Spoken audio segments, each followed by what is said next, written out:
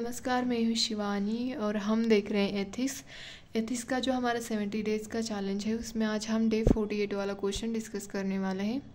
Question discussion start करने से पहले आपको मेरी एक छोटी सी रिक्वेस्ट है, प्लीज़ आप टेलीग्राम चैनल ज्वाइन करके डेली क्विज सॉल्व कर सकते हैं। तो उसका लिंक मैं डिस्क्रिप्शन बॉक्स में दे दूँगी।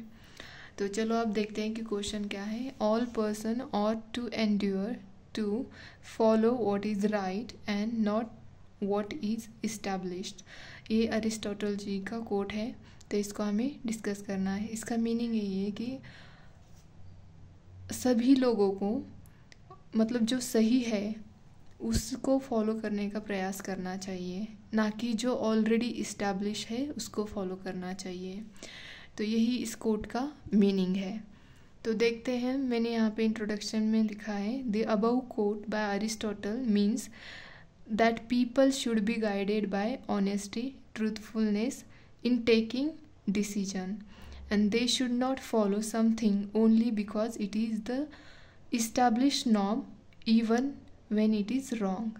मतलब इसका कहना, इनका यही कहना है कि जो ऑलरेडी चीज़ें इस्टेब्लिश होती हैं वो उसका ये तो मतलब नहीं है कि वो सही ही होंगी, उसको कभी मतलब फॉलो नहीं करना चाहिए। जो सही है उसको फॉलो करने की कोशिश करनी चाहिए। और जब भी हम अब कोई डिसीजन ले रहे हैं तो उसके अंदर हमारे ये ऑनेस्टी, ट्रूथफुलनेस, ये वैल्यू होनी चाहिए। तो ये मैंने यहाँ पे इंट्रोडक्शन लिखा। अब देखते हैं एग्जाम्पल लिखा है यहाँ पे, Raja Ram Mohan Roy took steps to abolish sati even when sati practice was establish norm it was right path to follow.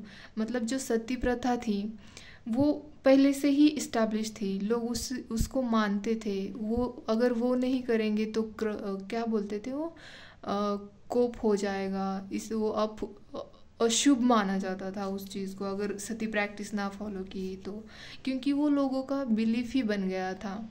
तो बट राजा मोहन रॉय ने उसके ऊपर स्टेप लिया कि नहीं, ये सही नहीं है, ये ह्यूमन राइट्स के अगेंस्ट है, तो हर इंसान को जीने का हक है। तो यहाँ पे उन्होंने स्टेप लिया और इनकी वजह से ही सती प्रैक्टिस जो है वो इंडिया में बैन हो गई। तो सेकंड है यहाँ पे, as an individual it means to challenge orthodoxy it needed and follow constitution conscience in taking decision. जब भी हम कोई डिसीजन लेते हैं तो हमें अपने कंसाइंस को फॉलो करना चाहिए। जो हमारी अंदरूनी आवाज़ होती है, जो हमें अंदर से लगता है कि हाँ सही है, ये सही है, तब तो हमें उसी के अकॉर्डिंग डिसीजन लेना चाहिए।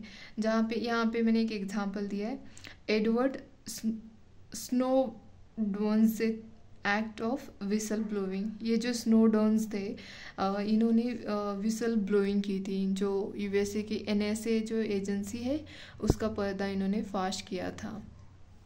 और अभी हालांकि ये रशिया में रहते हैं, वो भाग गए बाद में। तो यहाँ पे एग्जाम्पल ये दिया मैंने। अगर वो स्नोडोन जो भी है, इनका जो अगर प्रोनाउंसिएशन गलत हुआ तो I am sorry. As a society it means to raise voice against what is wrong and not remain silent. अगर हम सोसाइटी में देखते हैं तो अगर लगता है हमें कि कोई चीज़ गलत है, हो रही है, या कोई प्रैक्टिस गलत हो रही है, तो उसके अगेंस्ट हमें आवाज़ उठानी चाहिए, ना कि साइलेंट बैठना चाहिए, अकॉर्डिंग टू कोर्ट। तो यहाँ पे मैंने एग्जांपल लिखा है, इंडिया अगेंस्ट करप्शन मूवमेंट। ये आई थिंक 2011-12 के बीच में हुई थी, जो करप्शन के अगेंस्ट थी। तो ऐसे हमें आवाज़ उठानी चाहिए। एज इन गवर्नेंस, अगर गवर्नेंस में देखा जाए तो सिविल सर्वेंट को किसी प्रेशर के सामने झुकना नहीं चाहिए उनको, बल्कि अपने मतलब कोड ऑफ कंडक्ट और जो कॉन्स्टिट्यूशंस है उसके द्वारा खुद को गाइड करना चाहिए।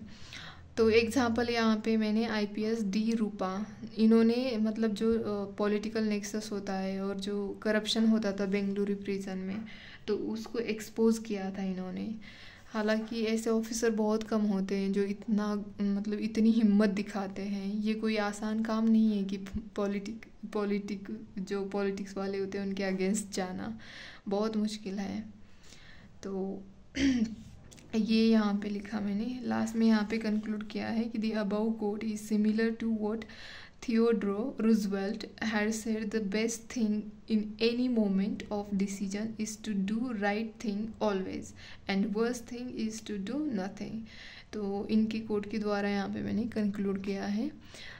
थोड़ा सा मैं आज स्टम्बल हुई हूँ तो प्लीज़ माफ़ कीजिए और डिस्कशन के लिए धन्यवाद।